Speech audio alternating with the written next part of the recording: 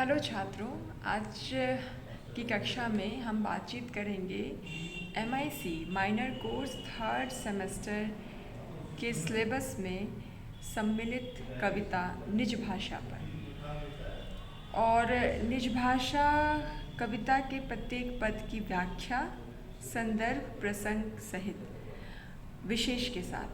सभी छात्र अपने साथ एक कॉपी और एक पेन लेकर बैठें। वीडियो को ध्यान से सुनिए।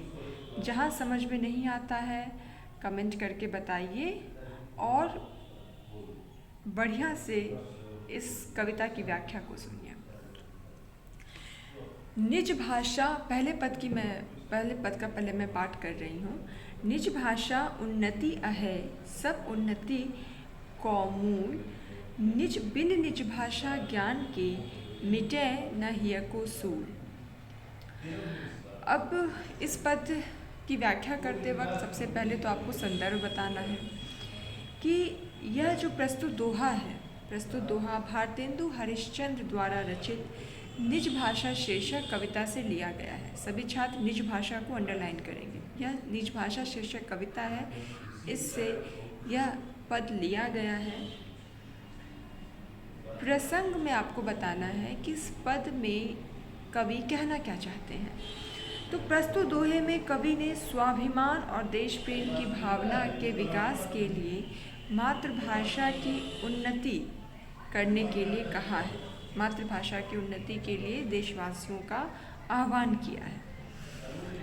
व्याख्या में आपको लिखना है छात्रों कि इस दोहे में भारतेंदु जी कहते हैं कि सभी प्रकार की उन्नति जो मानवीय जीवन में होती है, चाहे वह आर्थिक उन्नति हो, आध्यात्मिक उन्नति हो, भौतिक उन्नति हो, सांसारिक उन्नति, स्वास्थ्य की उन्नति, जो भी उन्नति है, इन सब के मूल में हमारी अपनी मातृभाषा की उन्नति शामिल है। बिना अपनी निज भाषा के ज्ञान के छात्रों, हमारे हृदय का जो सूल है, जो कांटा है, वह कभी नहीं हट सकता। अपनी भाषा, अपनी हिंदी भाषा के ज्ञान के बिना कोई उन्नति पूर्ण नहीं होगी। हियको सूल का अर्थ है छात्रों की किसी भी प्रकार की उन्नति नहीं हो सकती है।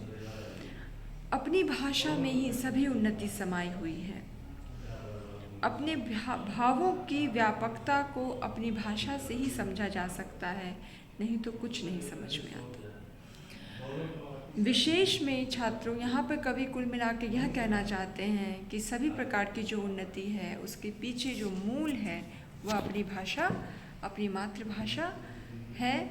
और चूँकि हमारी मातृभाषा, हमारी अपनी भाषा हिंदी है, तो हमारी उन्नति के मूल में हिंदी है।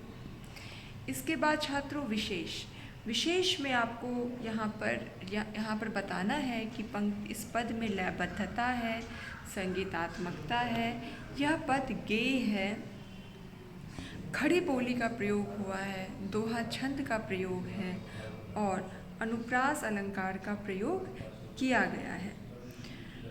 बिन निज में अनुप्रास अलंकार है और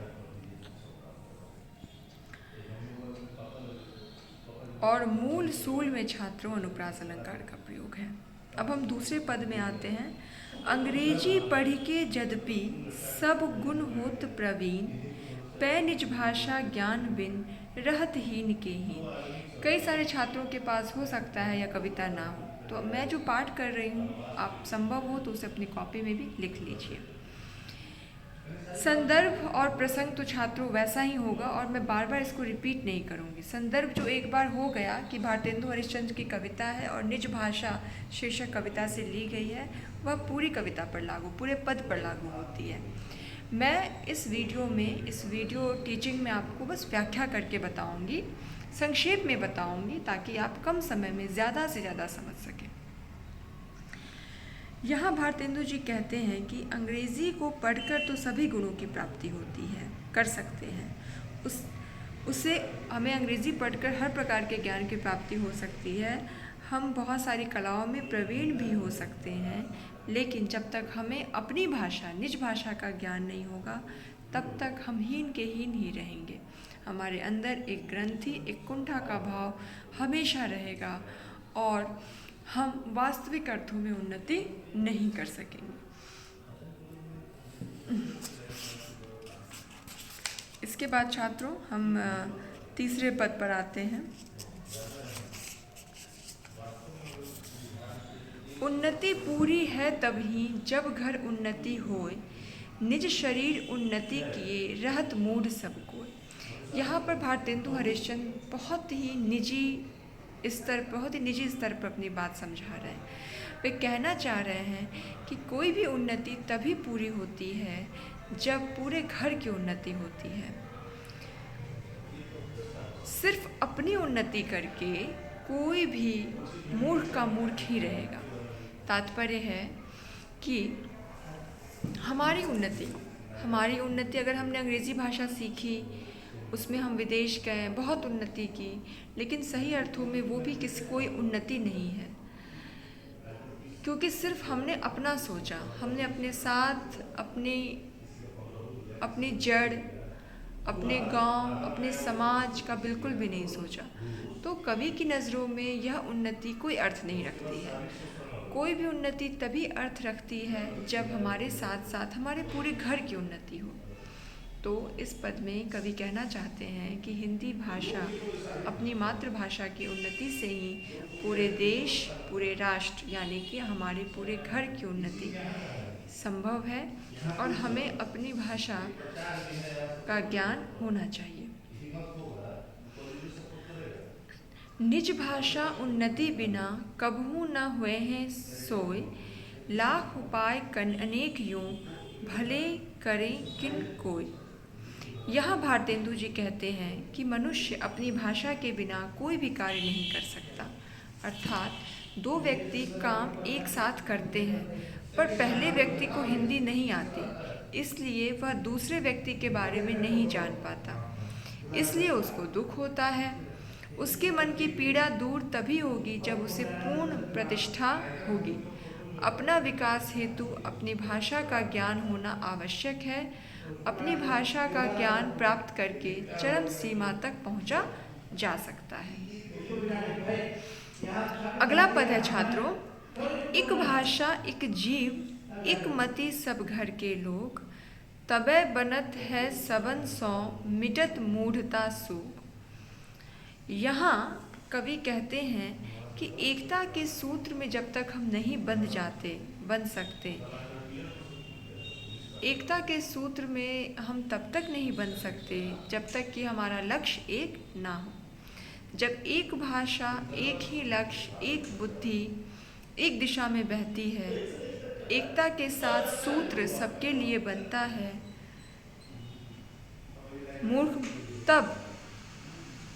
तब सही अर्थों में विकास होता है, समृद्धि होती है। हमारी मूर्खता का जो दर्द है छात्रों, ध्यान देंगे कि एक भाषा एक जीव एक मति सब घर के लोग, तबै बनत है सबन सौ मिटत मूढ़ता सू। जब हमारी भाषा एक होगी, हमारी बुद्धि एक होगी और हम सभी घर के लोग मतलब हम सभी राष्ट्र के लोग एकजुट होकर एकता के सूत्र में बंधकर एक भाषा के माध्यम से कार्य करेंगे, तभी हमारी मूर्खता, हमारा जो शोक है, हमारा जो विलाप है, विलाप क्या है कि हम मूर्ख हैं,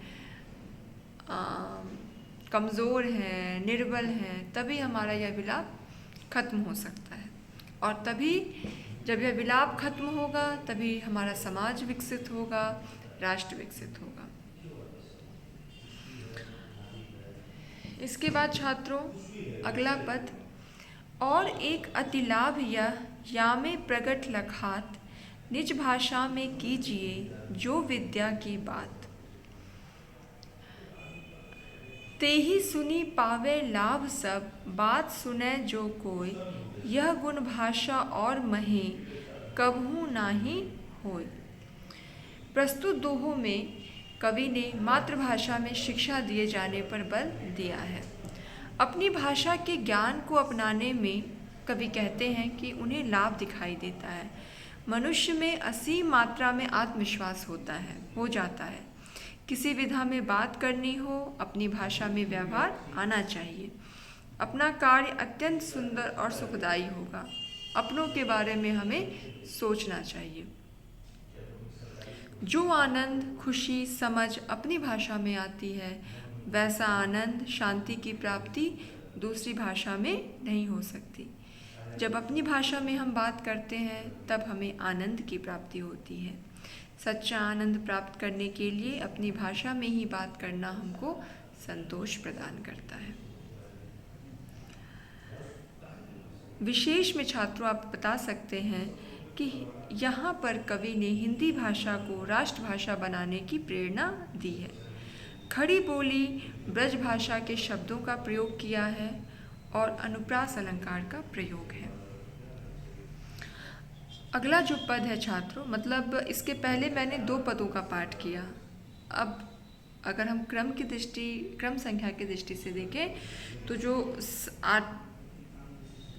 8वां जो पद है वह है विविध कला शिक्षा अमित ज्ञान अनेक प्रकार सब देशन से लय कर हूँ भाषा माही प्रचार। ठीक है, यहाँ पर जो कवि हैं भारतेंदु हरिश्चंद्र वो कह रहे हैं कि अपने देशवासियों से कह रहे हैं कि आप जो है अलग अलग तरह की शिक्षा लीजिए, अलग अलग तरह की कलाओं का ज्ञान लीजिए, हर तरह की नॉलेज, हर तरह के ज्ञान को समेटिए, अलग अलग भाषाओं के माध्यम से समेटिए। लेकिन जब आप उस विद्या को ग्रहण कर लेते हैं तब उस विद्या का प्रचार प्रसार अपनी भाषा में कीजिए। अपनी भाषा में करने से आप यानी कि हम देशवासी अपने देश की परंपरा को समृद्ध करते हैं, उसकी संस्कृति को गौरवशाली बनाते हैं। अगला पद छात्रों जो 9वां है वह है धर्म जुत विद्या कला गीत काव्य अरु ज्ञान सबके समझन जोग है भाषा माही समान। भारतेंदु जी कहते हैं कि धर्म, युद्ध, विद्या, कला, गीत, काव्य इत्यादि का ज्ञान अपनी ही भाषा में समझना सबके लिए संभव और सुलभ है। तात्पर्य यह है कि हमें अपनी भाषा का अच्छी प्रकार अध्ययन करके उसके माध्यम से समाज में ज्ञान का प्रसार करना चाहिए।